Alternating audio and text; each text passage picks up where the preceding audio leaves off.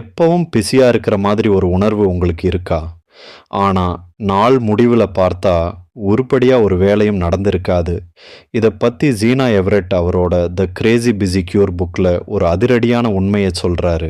நாம் பிஸியாக இருக்கிறதுக்கும் ப்ரொடக்டிவாக இருக்கிறதுக்கும் இடையில பெரிய வித்தியாசம் இருக்குது.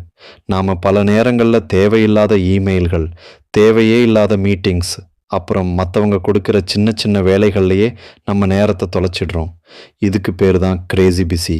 இதனால் நம்ம நிஜமான திறமை வெளியே வராமலே போயிடுது. இதிலிருந்து தப்பிக்க ஜீனா எவரெட் சொல்கிற முக்கியமான வழி, உங்கள் நேரத்தை நீங்கள் தான் மதிக்கணும். மற்றவங்க கேட்குற எல்லாத்துக்கும் எஸ் சொல்லாதீங்க. உங்களுக்கு எது முக்கியமோ அந்த வேலையில் மட்டும் முழு கவனத்தையும் செலுத்துங்க.